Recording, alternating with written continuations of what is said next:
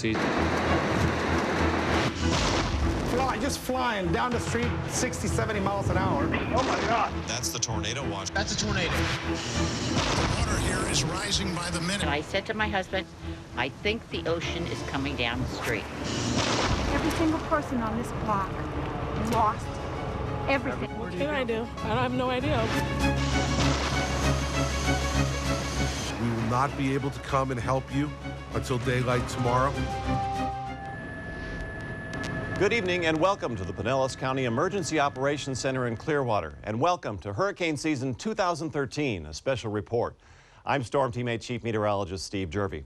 On behalf of WFLA and Storm Team 8, we're proud to present this special report and bring you important information to help you prepare for the upcoming hurricane season.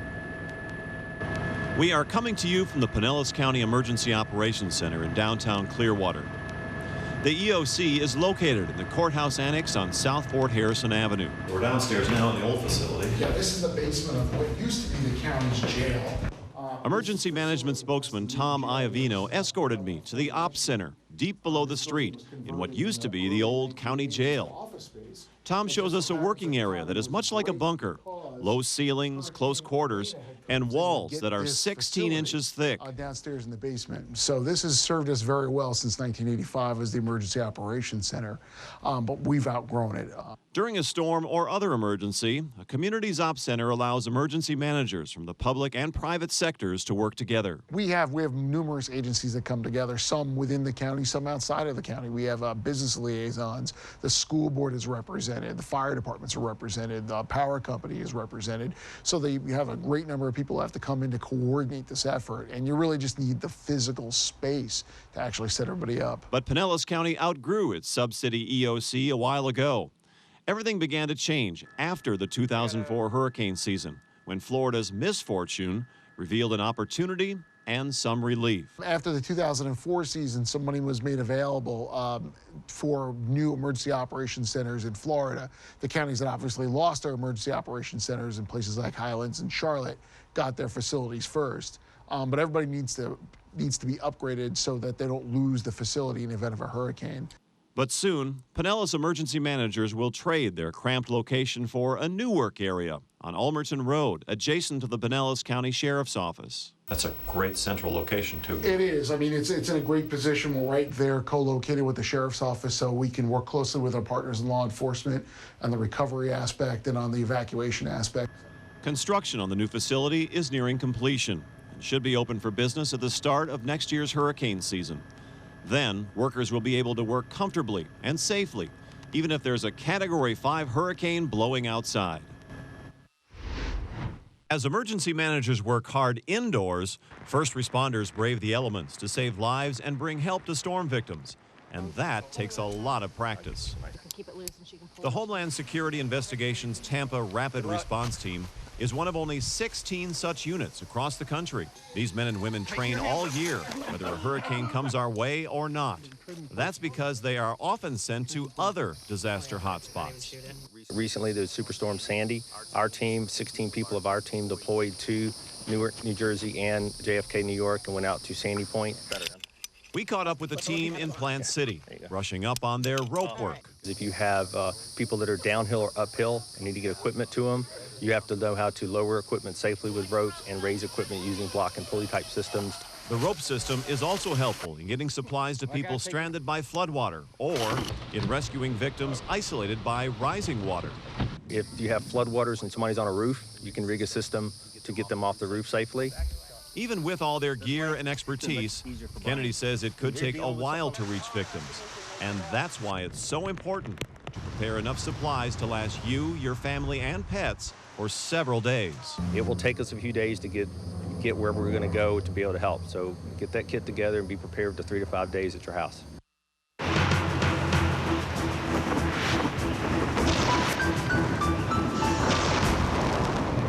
Storm predictions are out for this year's Atlantic hurricane season. Colorado State University professors Phil Klotzbach and William Gray say, mainly because of a lack of an El Nino event, we will have an above-average chance of major hurricanes making landfall. They are forecasting 18 named storms. 9 of those storms will be hurricanes, and 4 of those will grow to become major hurricanes. Klotzbach and Gray say there's a higher than average chance, 48%, that a storm higher than a Category 3 will hit the East Coast this season.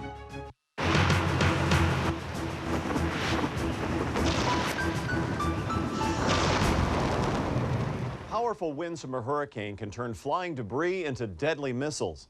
Researchers at Florida International University have found a way to recreate a hurricane to test the strength of a building. News Channel 8's John Rogers shows us FIU's Wall of Wind. In August 1992, South Florida was met head-on by the destructive power of Hurricane Andrew. With wind gusts reaching 175 miles an hour, the Category 5 storm left a swath of ruins in its wake. Many buildings in Andrew's path couldn't stand a chance. And in this massive lab, scientists are working to be better prepared if a similar storm strikes again. What Hurricane Andrew created in the real world, we now create Hurricane Andrew here. This is the Wall of Wind at Florida International University, where scientists can simulate an actual storm. Each of these 12 fans are 6 feet tall. That's as tall as I am. And together, they can mimic a Category 5 hurricane. This is more than a wind tunnel. The Wall of Wind can create rain. And these towering spires change the direction of the wind, creating turbulence.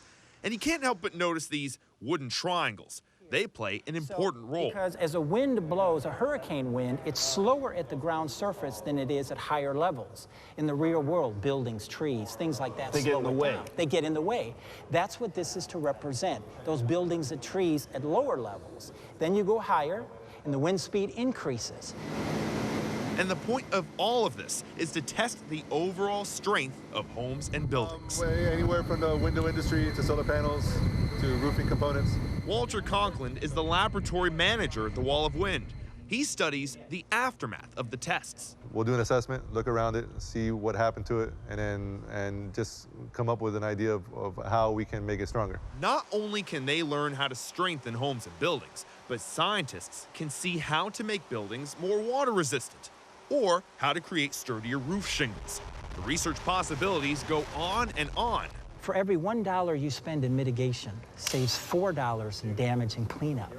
So it makes good fiscal sense. FIU officials say Florida building codes have already changed thanks to the Wall of Wind.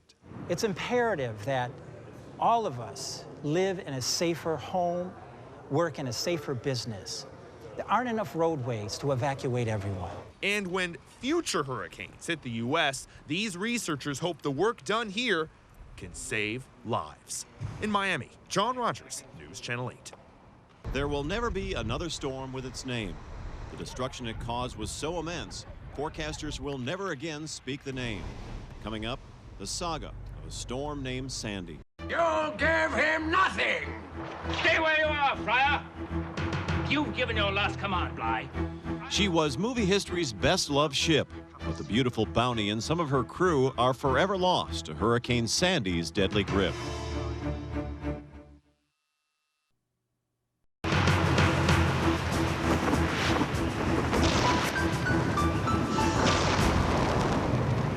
It was late in the season, the 19th named storm. But people in the Northeast will never forget the name Sandy. As the 2012 hurricane season wound down and the country prepared for a presidential election, the tropics showed it still had some fight left. Sandy formed as a tropical wave in the Western Caribbean and 6 hours later became a tropical storm. 2 days later, it was a major hurricane, landfalling in Jamaica and Cuba. Weakening, the storm headed north as a Category 1 and eventually merged with a nor'easter, coming ashore near Atlantic City, New Jersey. Sandy was not a major hurricane, but its size was huge. And so large systems, everything else considered equal, are big problems because they're bigger storm surge generators in coastal regions. The rainfall lasts longer, it affects more people, so the big systems are big problems. Little ones like Andrew and Charlie can be devastating as well. But Sandy was large, and that track that it took into the coastline pushed the storm surge into the New York, New Jersey area in a way that hasn't happened in a long, long, long time. When it came ashore near Atlantic City, it destroyed the historic boardwalk, including the roller coaster. The storm surge was anywhere from 6 to 12 feet in New Jersey, New York, and Long Island. Water from storm surge devastated the area. It was amazing. The areas that were bad were really, really bad.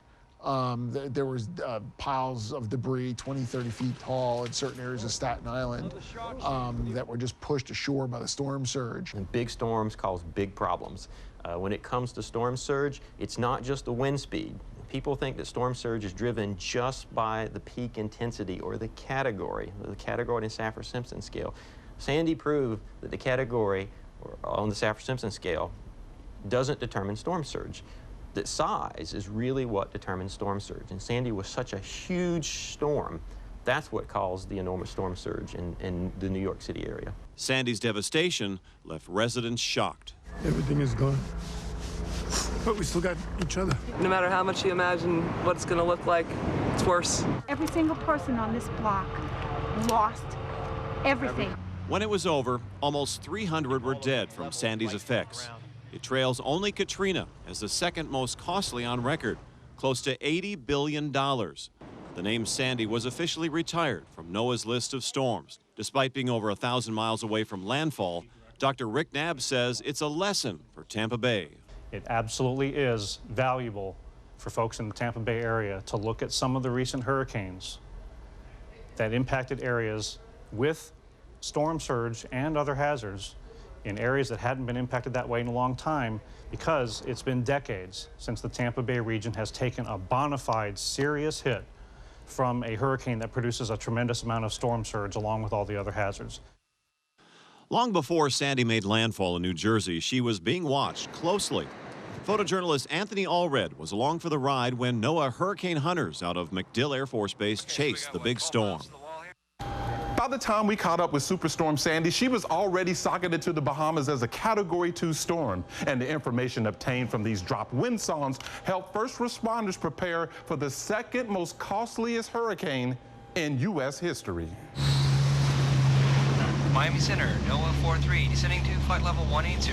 From flights into Tropical Storm Bonnie in 1976. Okay, so we got, what, 12 miles to the wall here? To Hurricane Sandy last season. Questions on weather, purpose and objectives, what we're doing. This Orion P3 Hurricane Hunter has really weathered the storms. It does not have a lot of miles on it, but the miles it does have are pretty high impact. With a crew of a dozen hurricane hunters, all dressed in blue, these guys are ready to go to work, 8,000 feet above the raging ocean. When we're flying into a hurricane, we often bring 3 pilots, a meteorologist, flight engineers, navigators, technicians, lead scientists. Another thing they don't leave home without, these blue life vests. We call it a SWITLIC. It's an abbreviation for what it really stands for, but it's essentially a life vest that contains a variety of survival equipment that we'll need in the event that there's an emergency and we were to have to ditch in the ocean somewhere. This is going to give us a fighting chance to survive. Okay, back to the mission. And on this flight, it was to fly in and out of Hurricane Sandy and collect as much data as possible. The worst part of it is that the hurricane's trying to flip you over. So we're having to actively take the yoke, and we're going full controls left and right at times, right to the stops, trying to make sure that we can keep the wings level. To get that information, scientists aboard this flying research lab use drop wind sondes. The recon mission lasts 8 hours, and in that time, we blast through the eye of the storm 5 times, drop 27 wind sondes at $700 apiece, crunch the numbers and carry the one, and it equals an invaluable service that saves lives. Meanwhile, about 1.5 miles down below, we later learned more than 70 people were killed in the Caribbean as a result of Hurricane Sandy. The center of the storm is just to the east of this big burst of convection. Flight director Ian Sears has flown through about a dozen storms, and when it's time to answer the call this season, he'll be ready. But there's just something exciting about the weather and something exciting about flying into a hurricane and seeing nature in its full force and fury that you can't help but to get excited. You just hope that the work that we're doing is helping the folks that are in nature's path stay prepared and get out of harm's way. So as you can see, the NOAA hurricane hunters based out of MacDill Air Force Base right here in Tampa serve a critical role in helping forecasters predict the next big storm. In Tampa, Anthony Allred, News Channel 8. Hurricane Sandy took more than precious lives. It also took a piece of history with ties to the Bay Area. As the storm churned up the Atlantic coast, crew members of a ship started their voyage to Florida. But as Josh Green shows us, the storm cut it tragically short. Ship's company! I'm taking command of this ship. She first appeared in the movies in the 1960s, after MGM Studios built her as a replica of the original HMS Bounty. But 52 years later, the seas would swallow the mighty tall ship, and Hurricane Sandy would be the real-life drama that still leaves questions of why to this day. Have you run into stormy seas? We run into stormy seas. We chase hurricanes. In an earlier interview with the Bounty's last captain posted to YouTube, the late Robin Walbridge downplayed the dangers of being at sea during a hurricane. You don't want to get in front of it. You want to stay behind it. But you'll also get a good ride out of the hurricane. But Sandy proved to be too much. Deadly, in fact, as the crew set out from Connecticut to St. Petersburg. First survivors coming out of the raft. This was the scene that would play out. Survivors in the water. In 58-mile-an-hour winds, rescue swimmers had to pull 14 Bounty crew members to safety. 2 of their friends never returned. 42-year-old Claudine Christian died out there. For 90 hours, the Coast Guard looked for the captain from St. Pete, but never found him. He alluded to that fact that they would be safe until morning. During Coast Guard hearings in Virginia this year, the director of the Bounty's shore operations said she spoke with Captain Walbridge the night before the ship went down. This is the first time I've ever had to send him weather information. Crew members and experts would go on to testify the Bounty left Connecticut with faulty pumps and without a clear picture of how large Sandy was or where the storm was headed. The Coast Guard panel will release its findings and the U.S. Department of Justice could prosecute. But it seems like the biggest questions were about Captain Walbridge's decisions. Answers no one will ever know now. His ship, the ship that had previously called Tampa Bay home, sank in the early hours of October 29th. It's not clear if it'll ever leave this spot, 90 miles off the coast of North Carolina. Josh Green, News Channel 8. Coming up, Debby was a tropical wake-up call for residents in the Bay Area. The storm carried a secret, blazing a trail of tornadoes and submerging flood zones in its storm surge.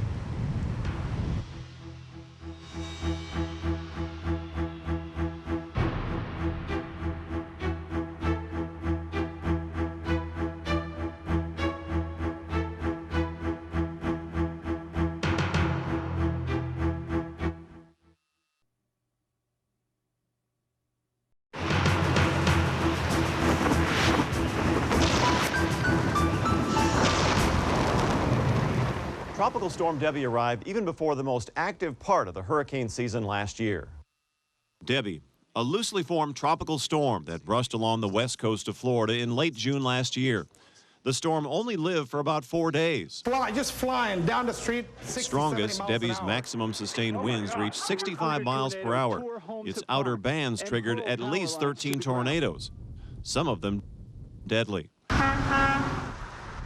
But the big story with Debby was water in the form of torrential rain and dangerous storm surge. And that was a classic example of how storm surge can sneak up on you, because remember, Debby wasn't an especially strong storm. Hurricane Center storm surge specialist Jamie Rome says he wasn't surprised that the storm caused so much and such serious water damage. We've been sort of screaming at the top of our lungs for years that the west coast of Florida is one of the most vulnerable storm surge parts of the entire U.S. And Debby sort of reinforced that point, that a storm that weak from a wind speed perspective and that far away could produce that much flooding. I mean, look at the amount of water that we saw in populated areas of Tampa. So often we find that storms aren't always what we see on satellite or radar images. It can be extremely different from weather conditions on the ground. Rome says residents in West Central Florida have a lot to learn from Debby. Big take-homes from Debby is just how vulnerable all along the west coast of Florida is to storm surge. I mean, we really have to get people there thinking about water. If not, we're going to have a huge disaster at some point in the future when a major hurricane returns to that area. And it will return. Just because we haven't seen a direct hit in a number of decades doesn't mean that we're not going to see one in the future.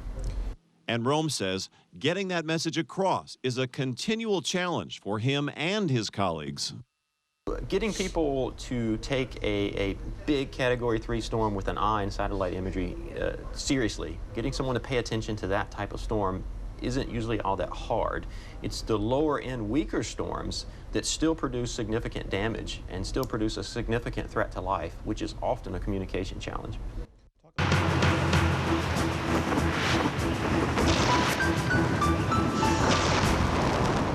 For every 10 people who die in a hurricane, 9 of them will die because of storm surge. A study by the Tampa Bay Regional Planning Council revealed this and other startling storm statistics. 40% of the folks that live on barrier islands that can look out their window and see water did not think or did not perceive that they were at risk from even a major hurricane, Category 3, 4, or 5. This was pretty disappointing for most of the emergency management community. That's why emergency managers are trying to get the word out. Know your risk by knowing if you are living in an evacuation zone.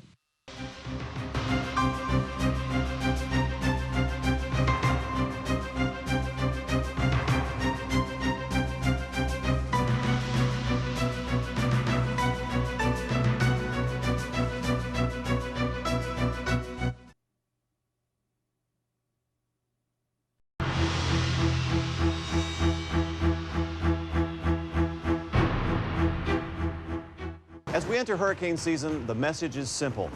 Know your risks. Know where and how to take shelter. Have a plan and practice it. Because being prepared really can save a life. Thank you and good night.